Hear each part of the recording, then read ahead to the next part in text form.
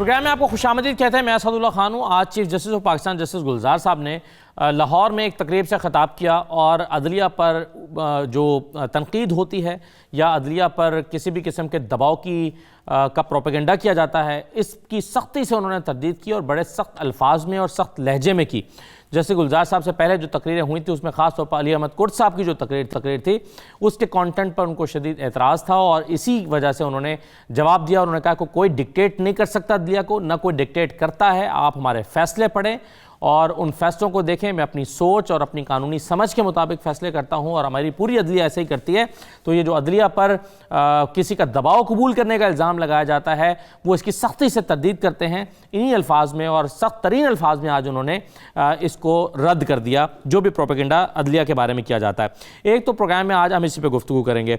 दूसरा, हमने देखा कि अपोजिशन की सेनेट में अक्सरियत होने के बावजूद सेनेट से हुकूमत कुछ बिल पास कराने में कामयाब हो गई जिसमें नैब तरमीमी बिल भी शामिल है। अब इस पर तरह तरह की जस्टिफिकेशन अपोजिशन की तरफ से दी जा रही हैं, लेकिन बहरहाल हुकूमत ने अपनी अददी अक्सरियत या सेनेट में जो है वो अपनी अददी अक्सरियत एक तरह से ना होने के बावजूद मनवा ली। इस पर भी हम गुफ्तगू करेंगे। पेशावर में आज एक जलसा हुआ है। मौलाना ने बड़ी सख्त ज़बान इस्तेमाल की है, न सिर्फ हुकूमत के ख़िलाफ़ बल्कि मुख्तलिफ़ इदारों के ख़िलाफ़ बड़ी सख्त ज़बान उन्होंने इस्तेमाल की है। वो क्या पैगाम दे रहे हैं, किसको पैगाम दे रहे हैं और क्यों पैगाम दे रहे हैं, और मौलाना की गुफ्तगू से क्या ऐसा लगता है कि वो झुंझलाहट का शिकार हैं या मायूसी का शिकार हैं और उनको कोई रास्ता सुझाई नहीं दे रहा। इस पर हम गुफ्तगू करेंगे।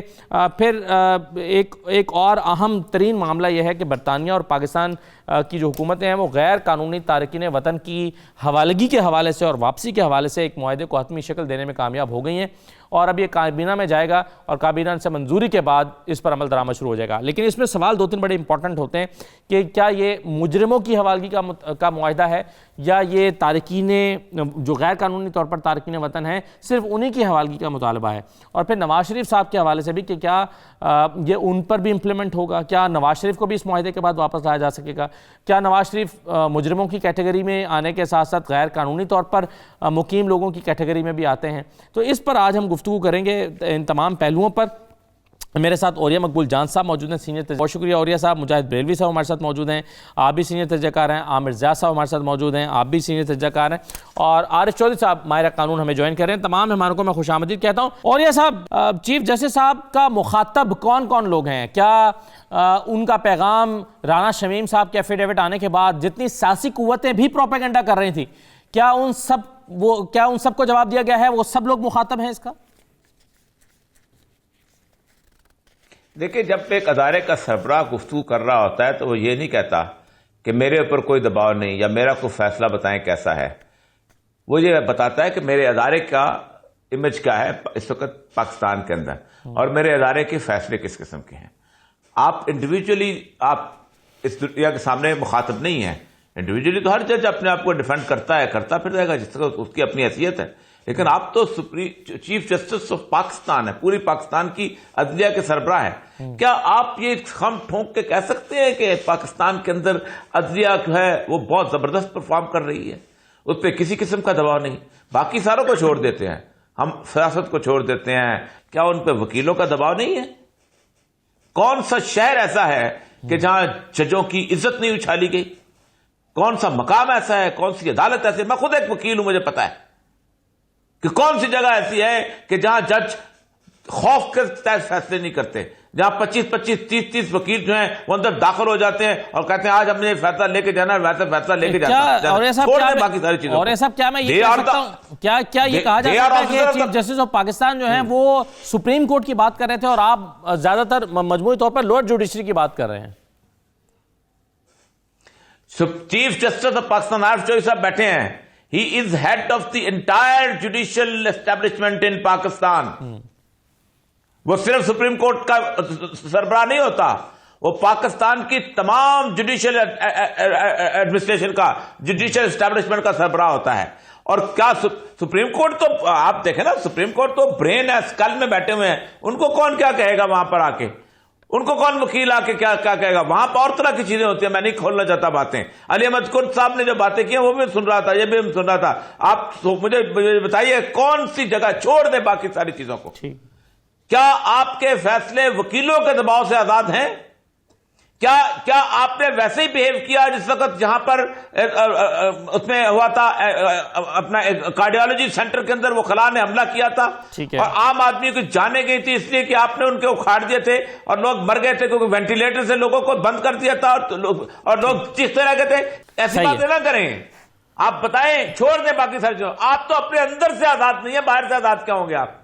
सही है, बिल्कुल ठीक है। बरेलवी साहब, ये बताइए कि आप किस तरह से देखते हैं, क्योंकि ऐसा लगता है कि ये जो तकरीर की है आज चीफ जस्टिस साहब ने, ये उस पैराए में की है, क्योंकि अभी एक एफिडेविट आया हाल ही में साबिक चीफ जस्टिस का गिलगित बल्तिस्तान के, उसके बाद एक सियासी जमात की तरफ से बहुत प्रोपेगेंडा हो गया और ये तासुर दिया जा रहा है कि अदलिया किसी के दबाव में काम कर रही है, और ये ख़ास एक तासुर, एक ख़ास पैराए और पस मंज़र में दिया जा रहा है। एक तो है ना, बेज़ाब्तियाँ भी हैं, ख़राबियाँ भी हैं, कमज़ोरियाँ भी हैं, लोअर जुडिशरी में मसाइल भी हैं, लेकिन आप कैसे देखते हैं कि चीफ जस्टिस साहब का खिताब उस खास प्रोपेगेंडे का जवाब देने के लिए जो आजकल हो रहा है एक खास पैराए में?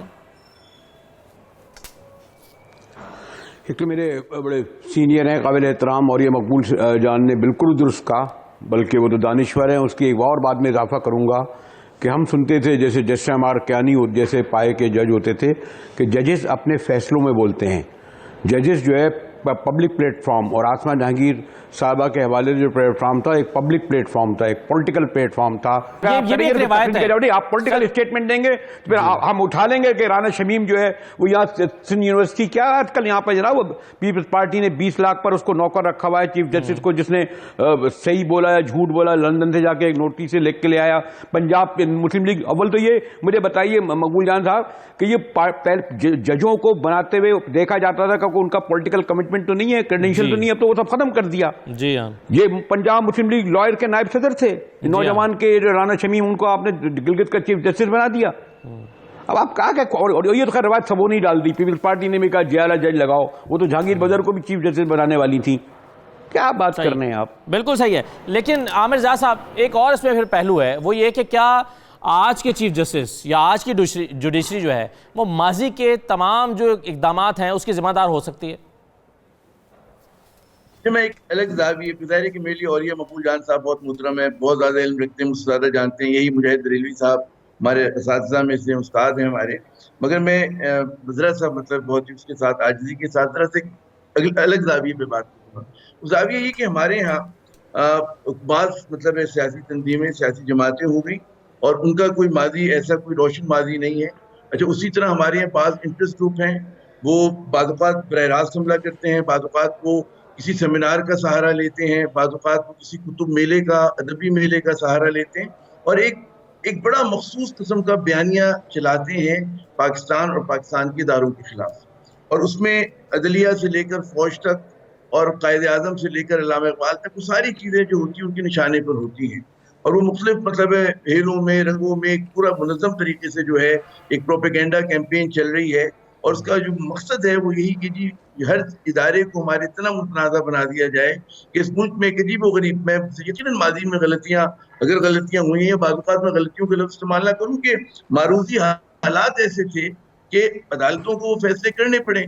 चाहे मतलब मुझे याद है कि जी मुशर्रफ साहब पे तनकीद हो रही है कि जी उन्होंने आमरीत कायम की, लेकिन मुझे याद है जब अक्टूबर 1999 का फौजी इनकलाब आया था, ब्लडलेस कू आया था, तो इस्लामाबाद की, पिंडी की, हर शहर की सड़कों पे लोग खुशी के शादियाने बजा रहे थे। और वो हमने अपनी आंखों से देखा कि जनाब मतलब मैं तो रिपोर्टिंग किया करता था उस जमाने में कि कितना लोगों में खुशी मनाई गई थी। और इस वजह से मनाई गई थी कि जमहूरियत के नाम पर नवाज शरीफ साहब जो थे वो एक राजवाड़ा कायम करना चाह रहे थे इस मुल्क के अंदर। वो कभी एक ऐसी तरमीम लाना चाह रहे थे कि वो कहते खलीफा बन जाए, वो भी हमें याद है सारा दौर। तो ये सब चीजें जो होती है कि ये नहीं होता कि एक चीज बिल्कुल स्याह है और एक चीज बिल्कुल सफेद है। हमारे यहाँ ज़ाहिर की तारीख के अंदर जब आप अपना रास्ता बनाते हैं साहब, तो उसके अंदर गलतियां भी हो रही होती हैं, ग्रे एरियाज बहुत ज्यादा होते हैं। तो अगर हम कहते हैं कि जी मतलब है कि सियासतदान बड़े मासूम थे और सारा गुनाह जो था वो फला इदारे ने किया, तो ये भी तो पूछे कि वो इदारों ने ऐसा क्यों किया और वो वैक्यूम किसने पैदा किया कि जिसकी वजह से इदारों को इस किस्म की मुदाखलत करना पड़ी। सही। तो ये एक बड़ा जायज सवाल है और ये बिल्कुल एक जायज सवाल है कि अगर इदारों ने समझा कि हमारे सियासतदान ने, हमारी सियासी जमातों ने जमहूरियत के नाम पर अवामी हकूक को पामाल कर रहे हैं।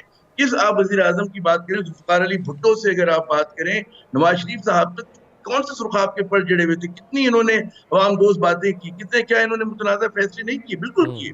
ठीक। लेकिन कमिंग बैक जो आज का मौजू है उसमें आप ये देखें कि इसमें जाहिर है कि जब आप बात करें सुप्रीम जुडिशरी की हो रही है, उसमें बात जो है वो लोअर जुडिशरी की नहीं हो रही, निशाने पे आपकी सुप्रीम जुडिशरी है। वो इसलिए है क्योंकि उस सुप्रीम जुडिशरी ने एक वजीर आजम के ऊपर साबिक, जिसके ऊपर जो है बदगुमानी के इल्जामात थे, उसको सजा दी, उसको मुतनाज़ा बनाने की कोशिश की जा रही है और उस पे हमला दाएं बाएं हर तरफ से हो रहा है। कभी मतलब है जैसे कि आपने भी खुद और आपके ख्याल में गुफ्तगू उसी पे राय में नून लीग का जियाला जज अगर आप बना देते तो वो एक एफिडेविट दे देता है, कभी कुछ हो जाता है, कभी अली अहमद कुर्द साहब जो है हम ठोक के मैदान में आ जाते हैं।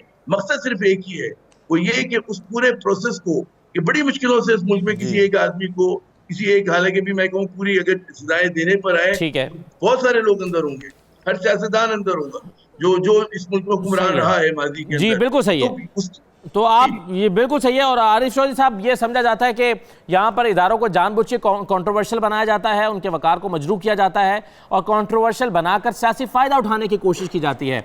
तो आज चीफ जस्टिस की गुफ्तगू जो थी वो इसी पैराए में थी, वो इन्हीं इल्ज़ामात का जवाब दे रहे थे कि अदलिया पर कोई दबाव नहीं, और ख़ास तौर पर शायद वो ये तकरीर नहीं करना चाहते होंगे अगर अली अहमद कुर्द ये तकरीर ना करते। तो मेरा ख्याल है कि उस मौके पर जब अली अहमद कुर्द ने ये तकरीर की तो उनकी बातों का उन्होंने, और कई दफ़ा नाम लिया उनका, अली अहमद कुर्द का उन्होंने अपनी इस तकरीर में। तो आप कैसे देख रहे हैं इसको? मैं नहीं समझता कि अदलिया उसे काम करने का मौका दिया जा रहा है या अदलिया उस अंदाज में काम कर रही है। हालात और वाकयात जो भी हो, लेकिन वो काम जिस तरह अदलिया को करना चाहिए इंडिपेंडेंटली और विदाउट फियर और फेवर, वो हमें होता हुआ नजर नहीं आ रहा। और उसकी वजह जो है वो मुतअद्दिद है, उसमें प्रेशर जो है वो हर तरह से मौजूद है और कुछ चीजें खुद प्रेशर में, आपको एक बड़ी वाज़ेह बात अर्ज कर दूं, फैसले खुद बोलते हैं। अब मैं आपसे अर्ज करूं, मैं ये जो इस जमाना हम गुजार रहे हैं, कोई चीज हमें होती हुई नजर नहीं आ रही। ना तो वो ह्यूमन राइट सेल जो है वो कहीं एक्टिव है, ना कहीं फैसले हमें होते हुए नजर आ रहे हैं। साल तक ऐसे ऐसे मामले, इसी गिलगित बल्तिस्तान के इतने बड़े इश्यूज जो है इसी हमारी सुप्रीम कोर्ट के सामने पेंडिंग है और कई साल से पेंडिंग है। उसमें जनाब किसी ना किसी वजह से तारीखें पड़ रही हैं और लोग जिनके खिलाफ केस थे वो रिटायर होके चले गए और उसके बाद अभी तक वो केसेस चल नहीं रहे। तो मैं ये समझता हूं कि बजाय इसके कि हमारे आला अदालती जो सरबराह है, अदलिया के जो रहनुमा हैं, उन्हें ये कहना पड़े कि जी हम इंडिपेंडेंट हैं और हमें हमारे ऊपर कोई दबाव नहीं, ये उन्हें बगैर कहने के ये लोगों को नजर आए कि जनाब ये देखें इतना ये फैसला था वो हो गया। अब मामला देखें, मैं आपको एक जज करूं, बड़ी अजीब बात हुई कि वही गिलगित बल्तिस्तान का जो चीफ जस्टिस था, उस चीफ जज था उस वक्त, यानी सुप्रीम एपीलेट कोर्ट का भी नहीं, नीचे जज जो था उसका, वहां की जो हाई कोर्ट है जी, उसको चीफ कोर्ट कहते हैं, उसके खिलाफ केस थे और लोगों ने केस फाइल किए हुए थे कि ये शख्स तो जज बनने के क्या वकील बनने के भी काबिल नहीं था और इससे जाली सद्दे और जाली सारे दस्तावेजात इस्तेमाल करके अपने आप को यानी एलिवेट भी करवा लिया है और एक्सटेंशन भी ले रहा है और ये सारा कुछ हो रहा है। वो केस जब तक यानी वो रहा है वो नहीं चला केस, यानी उसमें नोटिस भी हुआ, चीफ साहब उधर तशरीफ ले गए और चीफ साहब ने वहां इनके पास केस चल रहा था और उन्होंने फरमाया कि ये गिलगित बल्तिस्तान के लोगों की खुशकिस्मती है कि ये उन्हें चीफ जज मिला हुआ है जिसके खिलाफ लोगों के केसेस थे। फिर हमारे चीफ जस्टिस साहब ने, मोहतरम ने किबला ने फरमाया कि ये सारे केसेस जो हैं, मैं खास तौर पे अभी जजमेंट जो है जो गिलगित बल्तिस्तान को आपने देना है स्टेटस वो कानूनी, वो बाकायदा उसकी जनवरी की जजमेंट है और वो इन्होंने कहा कि जनाब इस जजमेंट सही है, बिल्कुल सही है, सही है आरिफ साहब, बिल्कुल सही है। बहुत सारी चीजें, बहुत सारी है कि जब तक ये काम हो ना, महज कहने से तो बात नजर नहीं आती, कोई यकीन नहीं करेगा। तो इसलिए ये बातें कहीं भी जा रही हैं। आप समझते हैं कि ओवरऑल जुडिशरी में बहुत सारी चीज़ों के बेहतर होने की गुंजाइश मौजूद है, लेकिन स्टिल जैसे आमिर जहाँ साहब कह रहे हैं और मेरी राय भी ये है कि आज जो गुफ्तगू की है चीफ जस्टिस साहब ने वो एक ख़ास पैराए में की है और वो सुप्रीम कोर्ट पर सियासी फैसलों के हवाले से दबाव के हवाले से उन्होंने की है। लेकिन उस पर भी मुजाहिद देरवी साहब का ख्याल था कि जजेस जो हैं वो अपने फैसलों के ज़रिए ही बोलते हैं, इसके अलावा उन्हें बोलने की ज़रूरत नहीं। बहरहाल हम वापस आते हैं ब्रेक के बाद, तो वापस आकर देखते हैं एक हुकूमत बरतानिया और पाकिस्तान के दरमियान एक मुआहिदा हो रहा है। क्या इस जो ओवरस्टेयर्स हैं या गैर कानूनी तौर पर मुतारकिन वतन हैं या मुजरिम हैं, क्या उनको वापस लाने के इस मुआहिदे में नवाज शरीफ साहब को भी वापस लाया जा सकेगा? एक ब्रेक लेते हैं, ब्रेक के बाद वापस आते हैं।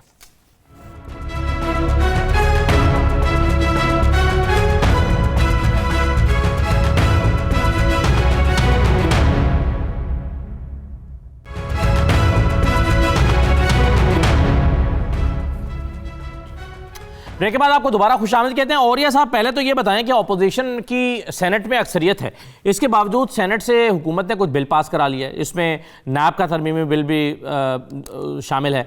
आप इसको अपोजिशन की कमज़ोरी देखते हैं या हुकूमत ने दोबारा से कुछ जादू दिखाया है? नहीं, जादूवादी बात है। अपोजिशन ज़ाती तौर पर किसी तौर पर जिसे कहते हैं ना विजिलेंट ही नहीं है, ना वो मुत्तहिद हैं, ना वो समझते हैं कि उनके अंदर किसी का यकरुखी एक मकसद का तयन नहीं पैदा हो सका। कुछ समझते हैं इसको जमहूरियत से उतार देंगे, कुछ कहते हैं इसको सड़क से एजिटेशन से उतार देंगे, कुछ समझते हैं इस्तीफों से उतार देंगे। पाकिस्तान में अपोजिशन जो है ना ऐसे ही है। मैं एक बात बताऊं, हमेशा से मैं कहता आया हूं कि अपोजिशन हमेशा इत्तेहाद जो है वो हमेशा आमरीत के खिलाफ बना करते हैं। जो जमहूरियत होती है उसमें पार्टियां अलग-अलग काम किया करती हैं और इलेक्शन के ऊपर सामने आती हैं।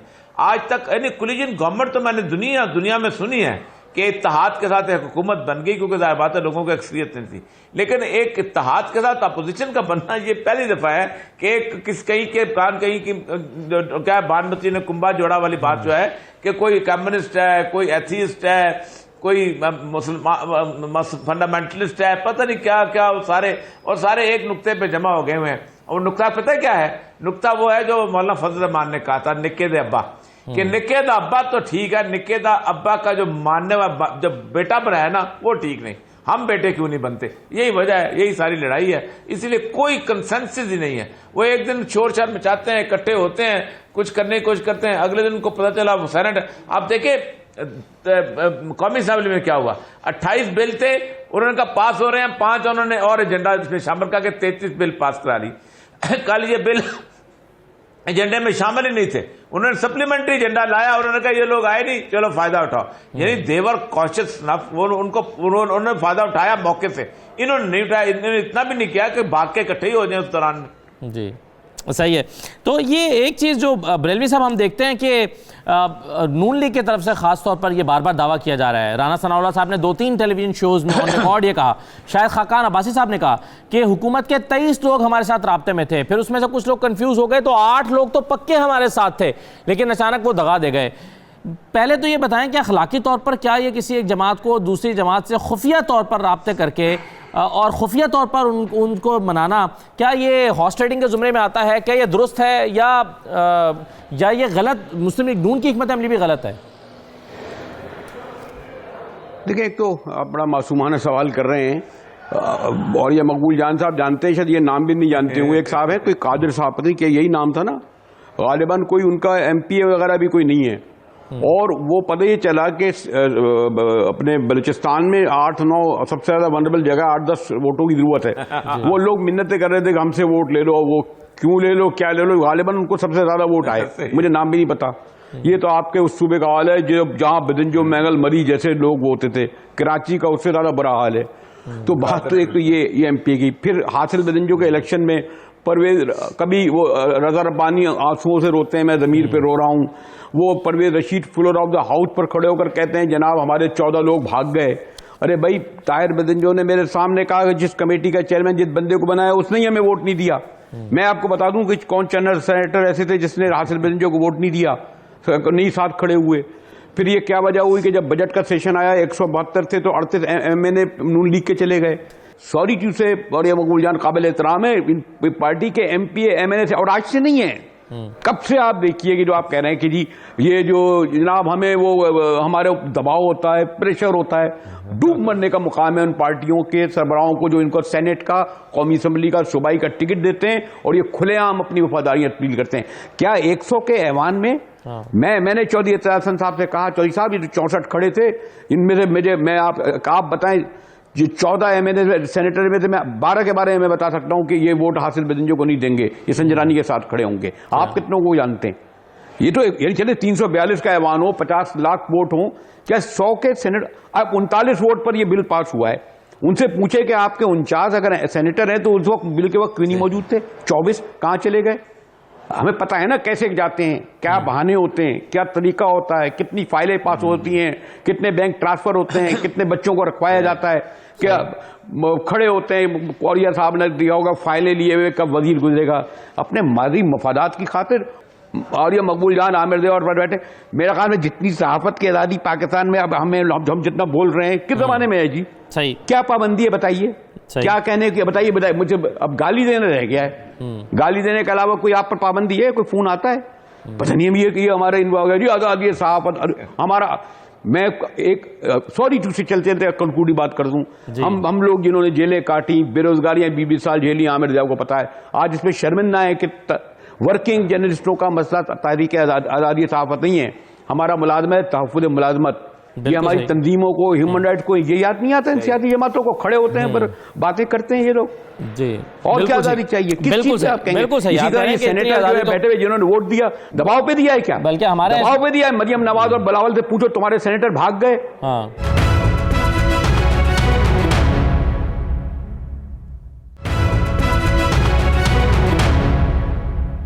आमिर जाद साहब, ये जो मौलाना फजल रहमान साहब ने आज पेशावर जलसे में भी बड़ी सख्त ज़बान इस्तेमाल की है और रियासती इदारों को तनकीद का निशाना बनाया है। मौलाना फजल रहमान साहब की झुंझलाहट की वजह क्या दिखाई देती है? कुछ दिन पहले तक वो बड़े होपफुल थे और उन्होंने अपनी रैलियों में इजाफा कर दिया था और वो रोज़ाना मीडिया के सामने आकर कह रहे थे कि अब हुकूमत अगले 15 दिन में हम ऐसा शेड्यूल जारी कर रहे हैं कि हुकूमत सख्त दबाव में आ जाएगी। क्या मौलाना क्यों परेशान है? देखिए, एक बात है कि मौलाना ने कब तक बात नहीं की, वो थोड़ी देर के लिए उनकी कोई आस बंदी होगी और उधर है कि बहुत सारे लोगों की आस बंदी के जब ISI चीफ के जो कहते हैं अपॉइंटमेंट के ऊपर एक तरह से तनाजा खड़ा हुआ। लेकिन बाद में फिर जब कराची भी मौलाना साहब तशरीफ लाए हुए थे, उनकी झलक देखी हमने यहाँ कराची में, उसमें भी ये उस वक्त की मैं बात बता रहा हूँ कि जब ये ज्वाइंट जो इजलास था पार्लियामेंट का वो नहीं हुआ, तो उससे 2-3 रोज पहले की बात है। उस वक्त से अंदाजा ये हो रहा था कि मौलाना को नजर आ रहा था कि जी खेल जो है उनके हाथ में नहीं, जो उनकी तवक्कुआत थी कि जी बड़ा टफ कंपटीशन देंगे और हमारे सारे वोट हमारी तरफ होंगे।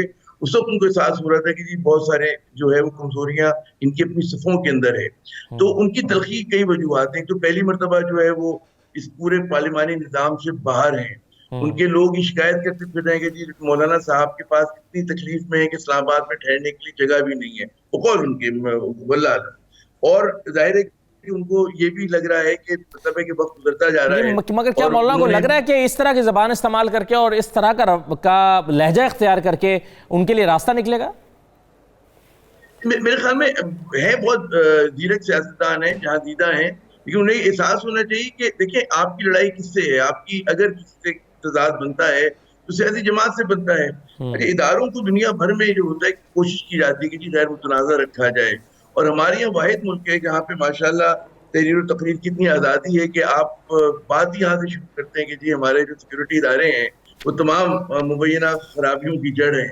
बात यहाँ से शुरू होती, बात यहाँ से शुरू होती है कि जी इस मुल्क में आज़ादी इजहार नहीं है, लेकिन आप मुसलसल अपने आज़ादी इजहार किए जा रहे हैं।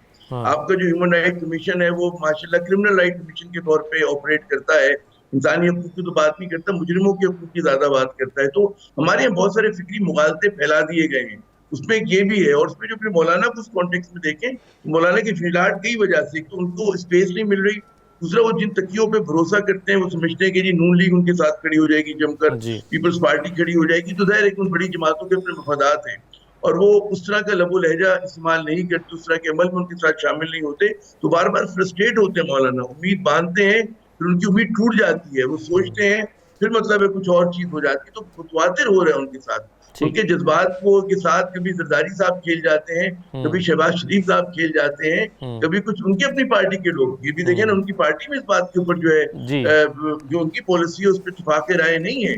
तो इसका मतलब है कि जनाब समथिंग इज टेरिबली रॉन्ग उनके उसके अंदर। और अब वो जिस तरह से समझते हैं कि स्टेक्स बढ़ा रहे हैं। और अच्छा, ये जो सख्त ज़बान की बात है ना, मैं इजाफा करूँ आखिरी जुमला कि नून लीग में भी एक हल्के में है कि जब तक हम इस्टेब्लिशमेंट को, यानी कि इस्टेब्लिशमेंट क्या, फौज पे तनकीद नहीं करेंगे। मरियम साहबा कह चुकी हैं कि वो कह चुकी हैं कि पावर टॉक्स, उन्होंने कहा power talks to power, Maryam Nawaz ने ये कहा पावर टॉक्स टू पावर, कि जब तक हम अपने मसल शो नहीं करेंगे तब तक हमें कोई सीरियस नहीं लेगा। जी तो वो पता नहीं लोग संजीदा लेंगे उनको, या फिर इससे वो मुतनफिर भी हो सकते हैं। ये देखिए, पाकिस्तान का हमें बहुत शिकायतें हर इदारे से, लेकिन जो इस इदारे पे अगर आप अभी भी कोई सर्वे करा लें, कोई पोल करा लें, ठीक है, और आप कहें कि जी हमें इमदादी सामान तकसीम करना है, हम एक्स सियासी जमात के कारकुनों के हाथ में दें, वाई में दें, जेड में दें, या हम कहें जी पाक फौज बांट दें, लोग कहेंगे जी पाक फौज बांट दें। ठीक है, इस पे अभी भी लोगों का सबसे ज्यादा भरोसा और इत्मीनान, सही बात, बिल्कुल सामने इन सियासी जमातों का दिया नहीं जलता। जी, ये समझते हैं कि कॉम्पीट, इनका मुकाबला फौज से नहीं है। अगर ये अपना अमल दुरुस्त कर लें, ये एक दयानतदारी से जो है काम करने लगे, तो उनकी जो स्पेस है वो खुद ब खुद बढ़ती चली जाएगी। ठीक है, उल्टा मतलब है, सही है सर, उसके चले जी, सही है। आरिफ चौधरी साहब, अब ये बताइए, ये जो रेड मिशन एग्रीमेंट है ये पाकिस्तानी हुकूमत और बरतानवी हुकूमत के दरमियान, जिसमें तारकीन वतन को, गैर कानूनी तौर पर जो तारकीन वतन हैं उनकी वापसी का मुआहदा एक हो रहा है और अब काबीना में जाएगा, आप इसको कैसे देखते हैं? ये मुजरिमों की हवालगी का मुआहदा है, ये तारकीन वतन की हवालगी का मुआहदा है, या दोनों इसमें आ रहे हैं? और अगर दोनों आ रहे हैं तो क्या नवाज शरीफ साहब भी किसी कैटेगरी में फॉल करते हैं? देखिए, इसमें जो आज की ये बात नहीं, ये काफी देर से ये चल रहा है मामला जी, कि मुख्तलिफ ममालिक के साथ ऐसे मुआहदे किए जाएं कि जो केसेस वहाँ लोग फेस कर रहे हैं वो अपने मुल्कों में आके फेस करें, और जो सजाएं अगर कोई काट रहे हैं तो वो अपने मुल्कों में आके काट करें जी। इसे यानी तहवीले, यानी वो क्या मुजरिमों की हवालगी का मुआहदा कहते हैं जी, वो मुआहदे हैं जी। इसमें एक दफा बल्कि मुझे जाने का इत्तेफाक हुआ था, ऑस्ट्रेलियन गवर्नमेंट के साथ मैं मिनिस्ट्री ऑफ इंटीरियर की तरफ से गया था, हमारी बात हुई वहाँ, तो उन्होंने कहा जी कि आपके साथ हम ये मुआहदा इसलिए नहीं कर सकते कि आप के हाँ तो सजाए मौत है, और अगर हम किसी मुल्ज़िम को यानी वहाँ भेजते हैं, यानी इसमें मुल्ज़िम भी शामिल है, मुल्ज़िमों के केसेस जो है वो भी ट्रायल उनका वहाँ हो, और सब दूसरा मुजरम जो जिनकी सजा है वो वहाँ काटे। तो मैंने फिर वहाँ उन्हें ये बताया, और सारे यानी आए भी और उन्होंने कन्विंस भी हुए इस बारे में, और वो ये था, मैंने कहा कि आपने ये मुआहदा अमेरिका के साथ भी किया हुआ है और दूसरे बहुत सारे ममालिक के साथ किए हुए हैं, वहाँ भी सजाए मौत है, कई जगह वहाँ कई सारी स्टेट्स में सजाए मौत है, लेकिन ये सिर्फ हमें आप जुर्म ज़्यादती की सजा दे रहे हैं जी। तो जहाँ तक इस बात का ताल्लुक है कि ये मुआहदे तो होने यानी होने या नहीं होने, ये तो कल मुझे तो नजर नहीं आता, उसकी वजह कि इसमें जो दरमियान में मसाइल हैं वो ज्यादा है। हाँ। और खास तौर पर इसमें जो ये जो सजाए मौत वाला मामला है, कैपिटल पनिशमेंट वाला मामला है, जब तक ये मौजूद है कोई जस्टिफिकेशन उनकी नहीं है। मेरा ख्याल है कि एक तहरीक जो बरतानवी हुकूमत की इस मुआहदे के पीछे हो सकती है वो ये है कि वहाँ पर एक तो ओवर स्टेज की तादाद बहुत बढ़ रही है, फिर गैर कानूनी तारकीन वतन की बरतानिया मुसलसल आमद का, कश्तियों के जरिए आमद का, फ्रांस के रास्ते आमद का जो सिलसिला है वो बहुत ज्यादा जारी है। और वो इससे ज्यादा एक और भी है, थोड़ा सा मैं आपको ऐड कर दूं कि बहुत सारे केसेज जो है, बहुत सारे लोग वहाँ बैंकों के साथ फ्रॉड करके और फाइनेंशियल कंपनियों के साथ फ्रॉड करके पाकिस्तान आ चुके हैं, तो उसमें भी वो चाहते हैं कि उनके केसेस जो है वो यानी यहाँ उन लोगों को बजाय वहाँ करने के, क्योंकि वहाँ प्रॉपर्टीज नहीं होती, ठीक है, प्रॉपर्टीज उन्होंने जो बनाई होती हैं वो यहाँ होती हैं, और लोग भी जो यानी यहाँ होते हैं, ठीक है, तो उनके केसेस। अब सवाल ये है कि क्या नवाज शरीफ साहब गैर कानूनी तौर पर मुकीम लोगों की फहरिस्त में आते हैं? हाँ, नवाज शरीफ साहब बिल्कुल उस गैर कानूनी तौर पर ही तारके वतन है। उसकी वजह यह है कि वहाँ उनके पास अभी वीजा नहीं है, वीजा जो चल रहा है उनका। और दूसरा मैं आपको एक करूं कि वीजे के ऊपर भी किसी मुल्ज़िम का होना वहाँ मौजूद, ये उसके लिए जस्टिफाई उसे नहीं करता कि वो वहाँ का रहने वाला है। वहाँ के रहने के लिए या तो इनडेफिनेट वीजा हो किसी के पास, या उसके पास सिटीजनशिप हो। जब तक सिटीजनशिप और वीजा उसके पास नहीं है तो वो ठीक है। तो लेकिन चलें, इसमें मैं एक छोटा सा ब्रेक लेता हूं और ये सबसे भी पूछता हूं, उसमें नवाज शरीफ साहब आप कह रहे हैं कि गैर कानूनी तौर पर मुकीम लोगों की फहरिस्त में शामिल होते हैं, लेकिन वो हेल्थ ग्राउंड्स पर भी तो वहां पर मौजूद हैं और यहां से हेल्थ ग्राउंड ही पर पाकिस्तान से गए हुए हैं, तो क्या ये उनको सपोर्ट करता है? एक छोटा सा ब्रेक लेते हैं, ब्रेक के बाद वापस आते हैं।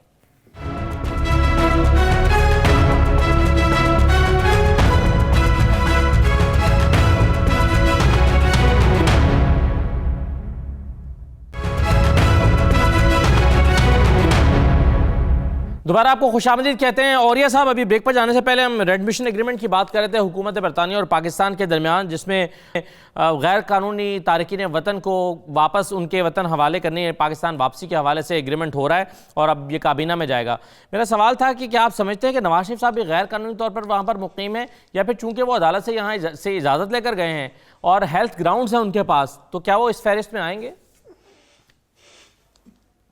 देखिए, इतना बड़ा प्रोमिनेंट किस्म का आदमी वहां गैर कानूनी तौर पर मुकीम हो नहीं सकता। या तो वो अपने तौर पे वो केसेस के चलते रहते हैं, अंडर सर्विलेंस रहता है। वैसे भी बरतानिया जो है ना, ये गैर कानूनी मुकीम जो होते हैं ना, तारकीन वतन, उनकी वो उस तरह की सूरत हाल वहां प्रॉब्लम नहीं है। वहां सर्विलेंस ठीक है। अमेरिका में, कनाडा में, ऑस्ट्रेलिया में, ये मुल्क हैं जहां बहुत ह्यूज साइज है उनका कंट्री का, उस वजह से वहां होते रहते हैं। यहाँ तो खासतौर इस तरह के लोग जो होते हैं, जैसे ये सारे के सारे लोग जो है, ये जो पैसा चोरी करके भागते हैं, बरतानिया उसकी हेवन है।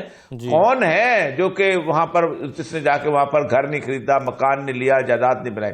ये ज्यादातर फायदामंद, जैसे आरिफ चौधरी सब कहते हैं, ज्यादातर फायदामंद होगा बरतानिया के लिए, इसलिए कि बहुत सारे पाकिस्तानी हैं जो वहां से फ्रॉड करा के निकले हुए हैं, यहाँ आगे हुए हैं, कुछ अगवा किया हुआ है, कुछ बैंकों का मसला है, कोई क्रेडिट कार्ड का फ्रॉड है, जायदादें यहाँ बनाई हुई हैं, यहाँ आके मुकीम हो गए। अब ये बरतानिया के अपने फायदे में है कि यहाँ के लोगों को ले जाए। वैसे भी उनकी एम्बेसी बहुत होते हैं। फॉर एग्जाम्पल, कोई मर्द वहां शादी करता है पाकिस्तानी और वहां से बच्चे को लेके भाग के यहाँ आ जाता है, तो वो बहुत ज्यादा परसू करते हैं। मुझे अच्छी तरह याद है, मेरी अपनी अदालत से एक दफा उसको वो ले गए थे आके, जो गोरी जो खातून थी वो आके ले गए थे कि हम तो नेचुरल कस्टोडियन जो है वो तो माँ होती है, आप क्या फैसला करते हैं? तो वो करते हैं ये सारी चीजें।